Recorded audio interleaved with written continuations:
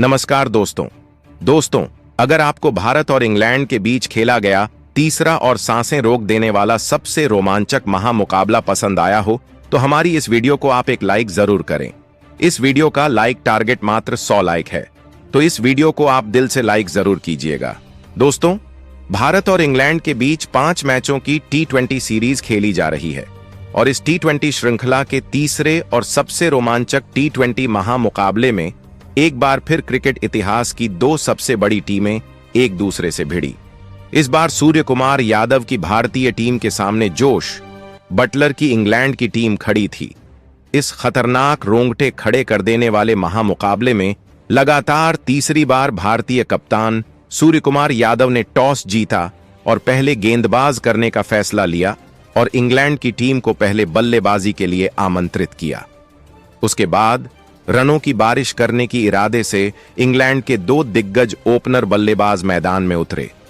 Philip salt और Ben डकैत के कंधों पर इस महामुकाबले में अपनी टीम को एक विस्फोटक और फायरिंग ओपनिंग शुरुआत दिलाने की बहुत ही बड़ी जिम्मेदारी थी, लेकिन भारतीय टीम की तेज गेंदबाजी के सामने फिर एक बार इंग्लैंड की यह ओपनिंग जोड़ी नाकामयाब रही और पारी का दूसरा ओवर डालने आए भारतीय टीम के सर्वश्रेष्ठ और बेहतरीन ऑलराउंडर यानी हार्दिक पांड्या ने फिलिप साल्ट को अभिषेक शर्मा के हाथों कैच आउट कर दिया। साल्ट इस मुकाबले में 7 गेंद में सिर्फ 5 रन बना पाए। फिलिप साल्ट के जल्दी आउट हो जाने के बाद अब इंग्लैंड की टीम की तरफ से उनके कप्तान जोश बटलर बल्लेबाजी करने मैदान में उतरे, लेकिन उनके साथ बल्लेबाजी कर रहे और पिछले कई मुकाबले से खराब फॉर्म से जूझ रहे बेन डकैत ने इस मुकाबले में खतरनाक बल्लेबाजी करके दिखाई और भारतीय गेंदबाजी पर अपने हाथ खोलने शुरू कर दिए। बेन डकैत ने गेंदबाजी पर आए विकेट निकालने वाले पांड्या को एक ही ओवर में 3 लगातार गजब के चौके लगा दिए थे, तो वहीं उसके अगले ही ओवर में वॉशिंगटन सुंदर की गेंदबाजी का भी यही हाल रहा और पहली 2 गेंदों पर बेन डकैत ने 2 शानदार चौके लगा दिए। बेन डकैत भारतीय टीम के कप्तान सूर्य कुमार यादव की परेशानियों को बहुत ही ज्यादा बढ़ाने लगे थे, तो वहीं अब उनके कप्तान जोश बटलर जो लाजवाब फॉर्म में चल रहे हैं उनका भी साथ बखूबी मिलने लगा था और देखते ही देखते बेन डकैत और कप्तान जोश बटलर के बीच एक शानदार अर्धशतकीय साझेदारी भी पूरी हो चुकी थी और भारतीय गेंदबाजी अब मुसीबत में थी। इंग्लैंड की टीम के लिए रन आसानी से बना रहे थे। भारतीय गेंदबाजी इंग्लैंड की इस मजबूत साझेदारी को तोड़ नहीं पा रही थी। यह साझेदारी लगातार भारतीय टीम के लिए खतरा बनती जा रही थी।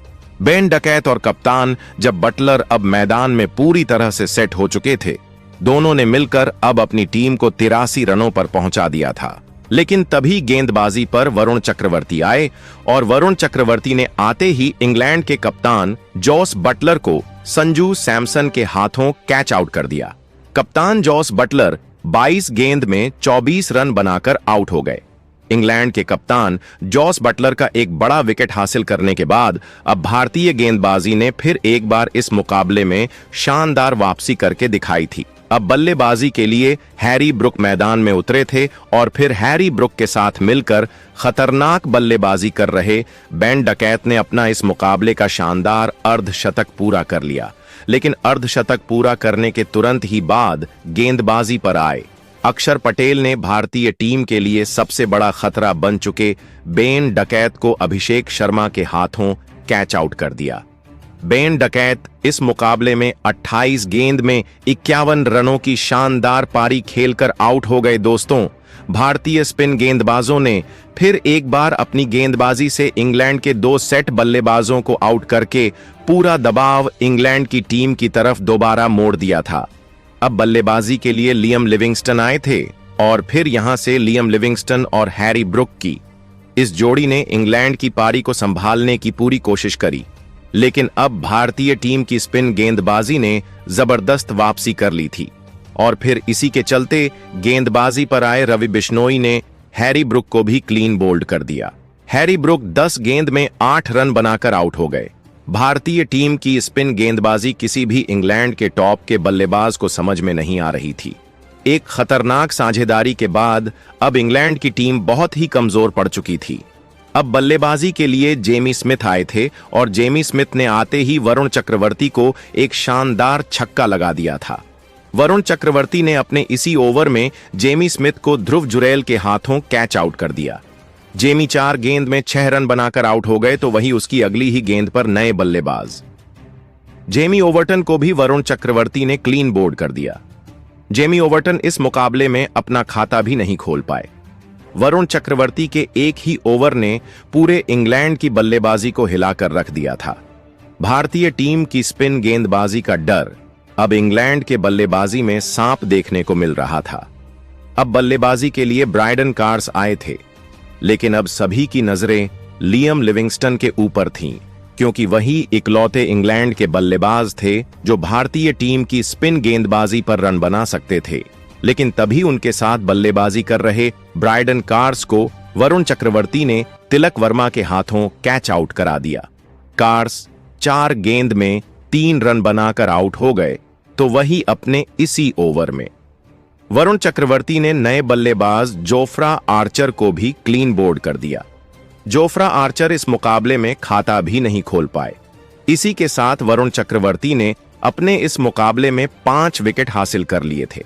अब बल्लेबाजी के लिए आदिल रशीद मैदान पर उतरे थे, लेकिन अभी भी लियम लिविंगस्टन एक छोर से भारतीय गेंदबाजी पर बड़े शॉट खेलने से नहीं रुक रहे थे। पारी का 17वां ओवर डालने आए। रवि बिश्नोई के एक ही ओवर में लियम लिविंगस्टोन ने 3 अद्भुत छक्के लगा दिए थे, लेकिन तभी गेंदबाजी पर आए हार्दिक पांड्या ने लियम लिविंगस्टोन की पारी को 18वें ओवर में ही रोक दिया और उन्हें हार्दिक पांड्या ने ध्रुव जुरैल के हाथों कैच आउट कर दिया। लियम लिविंगस्टन 24 गेंद में 43 रनों की ताबड़तोड़ पारी खेलकर आउट हो गए। अब इंग्लैंड के अंतिम विकेट के रूप में मार्क वुड मैदान में उतरे थे, लेकिन अंत में मार्क वुड और आदिल रशीद ने मिलकर अपनी टीम के लिए बहुत ही महत्वपूर्ण रन आखिरी विकेट के लिए जोड़े और फिर इसी के चलते इंग्लैंड की टीम ने 181 रनों का एक बड़ा लक्ष्य भारतीय टीम के आगे रखा। उसके बाद इंग्लैंड से मिले 172 रनों के विशाल और भयानक लक्ष्य का पीछा करने भारतीय टीम के 2 महान और दिग्गज ओपनर बल्लेबाज मैदान में उतरे। संजू सैमसन और अभिषेक शर्मा के कंधों पर अपनी टीम को एक शानदार और विस्फोटक ओपनिंग शुरुआत दिलाने की बहुत ही बड़ी जिम्मेदारी थी और पारी के दूसरे ओवर में 2 शानदार चौके लगाकर अभिषेक शर्मा ने अपनी पारी का आगाज किया था। लेकिन दूसरे ओवर में गेंदबाजी पर आए जोफ्रा आर्चर ने संजू सैमसन को आदिल रशीद के हाथों कैच आउट कर दिया। संजू सैमसन इस मुकाबले में 6 गेंद में बस 3 ही रन बनाकर आउट हो गए। संजू सैमसन के जल्दी आउट हो जाने के बाद अब भारतीय कप्तान सूर्य कुमार यादव खुद बल्लेबाजी करने मैदान में उतरे थे, लेकिन विकेट गिरने का कोई भी असर अभिषेक शर्मा की बल्लेबाजी पर नहीं हुआ और अभिषेक शर्मा लगातार इंग्लैंड की गेंदबाजी पर बड़े शॉट खेलते रहे थे। अभिषेक शर्मा की लाजवाब बल्लेबाजी ने इंग्लैंड की गेंदबाजी को दबाव में डाल दिया था, लेकिन तभी पारी का चौथा ओवर डालने आए ब्रायडन कार्स ने खतरनाक बल्लेबाजी कर रहे अभिषेक शर्मा को भी जोफ्रा आर्चर के हाथों कैच आउट कर दिया। अभिषेक शर्मा 14 गेंद में 24 रनों की ताबड़तोड़ पारी खेलकर आउट हो गए, लेकिन अब भारतीय टीम ने अपने दोनों ही ओपनर और खूंखार बल्लेबाजों को खो दिया था। 2 बड़े विकेट निकालकर इंग्लैंड की टीम ने लाजवाब शुरुआत इस मुकाबले में कर ली थी।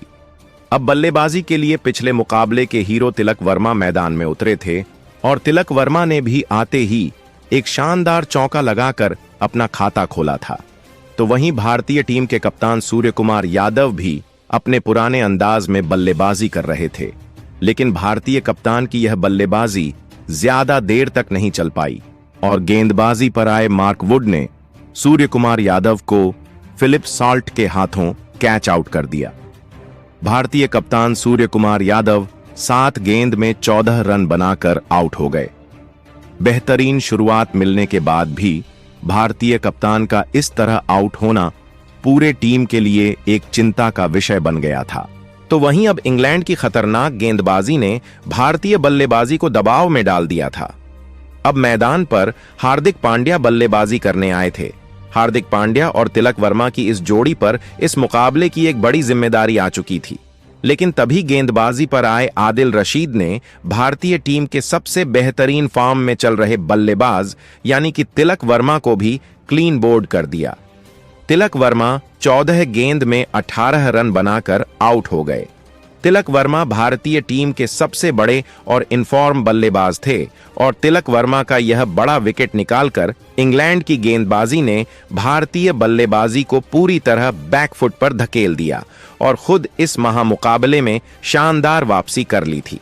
अब बल्लेबाजी के लिए वॉशिंगटन सुंदर मैदान में उतरे थे और फिर यहां से हार्दिक पांड्या और वॉशिंगटन सुंदर की इस जोड़ी ने भारतीय पारी को संभालने की पूरी कोशिश करी, लेकिन इंग्लैंड की शानदार और सटीक गेंदबाजी ने इस मुकाबले में भारतीय टीम के बल्लेबाजों को कोई भी बड़े शॉट खेलने का मौका नहीं दिया था, जिससे रिक्वायर्ड रन रेट का दबाव भारतीय बल्लेबाजी पर साफ नजर आ रहा था। और इसी दबाव के बीच फंसे वॉशिंगटन सुंदर को इसी बीच जेमी ओवर्टन ने जोस बटलर के हाथों कैच आउट कर दिया। वॉशिंगटन सुंदर 15 गेंद में 6 रन बनाकर आउट हो गए। अब भारतीय टीम की आधी बल्लेबाजी खत्म हो चुकी थी। भारतीय टीम की रनों की गति पूरी तरह रुक सी गई थी। अब बल्लेबाजी के लिए अक्षर पटेल मैदान में उतरे थे। अब यही जोड़ी भारतीय टीम की इस मुकाबले में जीत या हार तय कर सकती थी, क्योंकि अब आखिरी 5 ओवरों में भारतीय टीम को जीत के लिए 92 रनों की जरूरत थी। पारी के 17वें ओवर में गेंदबाजी पर आए ब्राइडन कार्स और इस ओवर में भारतीय टीम को 8 ही रन मिले, जिस वजह से अब आखिरी 4 ओवरों में भारतीय टीम को जीत के लिए 64 रनों की जरूरत थी। अब पारी का 18वां ओवर मार्क वुड डालने आए और मार्क वुड के इस ओवर में हार्दिक पांड्या और अक्षर पटेल ने मिलकर एक छक्का और एक शानदार चौका लगा दिया और इस ओवर से भारतीय टीम को 14 रन मिल गए। अब अंतिम 3 ओवर में भारतीय टीम को जीत के लिए 50 रनों की जरूरत थी। अब पारी का 18वां ओवर जोफ्रा आर्चर डालने आए, लेकिन जोफ्रा आर्चर के इस ओवर में अक्षर पटेल आदिल रशीद के हाथों कैच आउट हो गए। अक्षर पटेल 16 गेंद में 15 रन बनाकर आउट हो गए। अक्षर पटेल के आउट हो जाने के बाद अब ध्रुव जुरैल बल्लेबाजी करने मैदान में उतरे थे, लेकिन जोफ्रा आर्चर के इसी ओवर में हार्दिक पांड्या ने एक शानदार छक्का लगा दिया और इसी के चलते इस ओवर से भारतीय टीम को 9 रन मिल गए। अब भारतीय टीम को जीत के लिए आखिरी बार गेंद में 40 रनों की जरूरत थी, लेकिन इस 19वें ओवर की पहली ही गेंद पर जेमी ओवर्टन ने हार्दिक पांड्या को जोश बटलर के हाथों कैच आउट कर दिया। हार्दिक पांड्या 35 गेंद में 40 रनों की एक शानदार और विस्फोटक पारी खेलकर आउट हो गए थे, लेकिन इसी 19वें ओवर में नए बल्लेबाज मोहम्मद शमी ने एक शानदार छक्का लगा दिया, लेकिन इस ओवर की अंतिम गेंद पर मोहम्मद शमी भी हैरी ब्रुक के हाथों कैच आउट हो गए। मोहम्मद शमी 4 गेंद में 7 रन बनाकर आउट हो गए।